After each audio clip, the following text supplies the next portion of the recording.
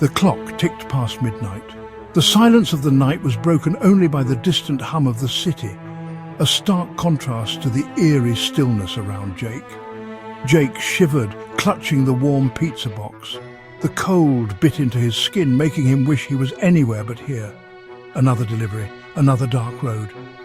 The isolation of the route made him uneasy. Every shadow seemed to hide a secret. His boss's words echoed in his head. "Take it or lose it, kid." The ultimatum was clear, and Jake knew he couldn't afford to lose this job. He needed this job. He had to eat. The desperation in his life was a constant reminder of the stakes. The headlights cut through the thick woods. Shadows danced. The trees seemed to close in on him, their branches like skeletal fingers. Jake gripped the steering wheel. His heart pounded.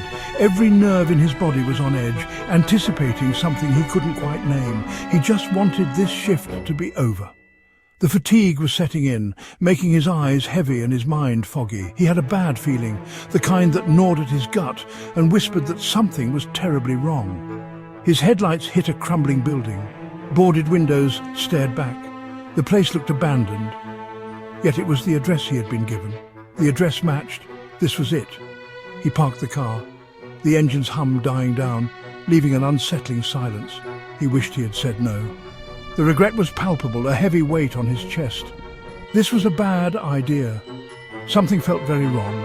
The shadows seemed to whisper, and Jake couldn't shake the feeling that he was being watched. The air grew colder, a biting chill that seemed to seep into Jake's bones. As Jake stepped out of the car, he felt an unsettling stillness in the air. He could hear the silence, a heavy silence. It pressed against him, almost suffocating. The phone in his pocket felt heavy, like a lifeline he was hesitant to use. He considered calling for backup, but backup for what?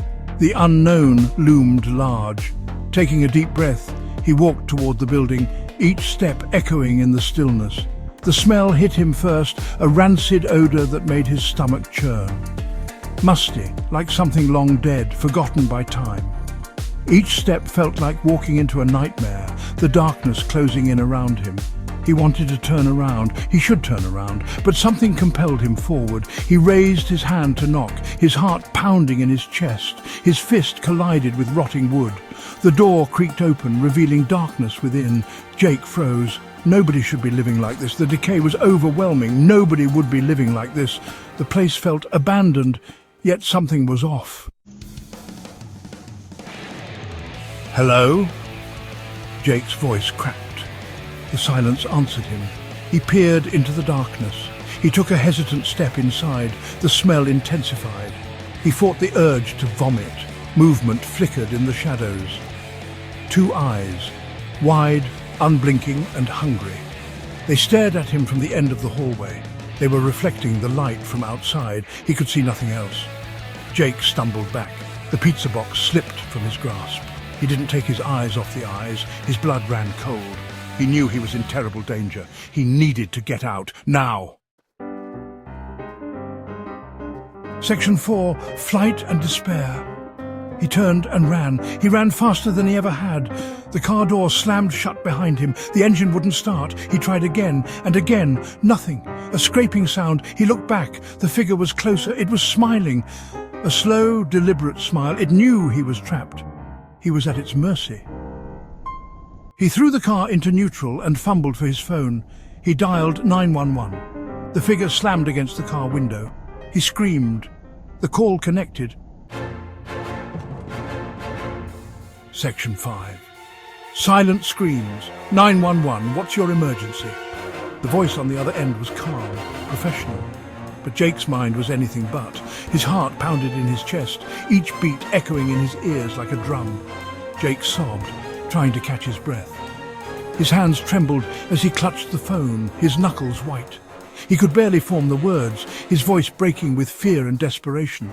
He looked around for the figure. It was gone. The street was eerily silent, the only sound the distant hum of traffic. Shadows danced in the corners of his vision, making him jump at every flicker. He could still feel its eyes on him. The sensation was unnerving, like a cold hand gripping his spine. He spun around, hoping to catch a glimpse, but there was nothing. He choked out his location. His voice was barely a whisper, but the operator heard him. "Stay on the line," she said, her voice a lifeline in the darkness. The operator tried to calm him down. He explained everything: the figure, the house, the eyes.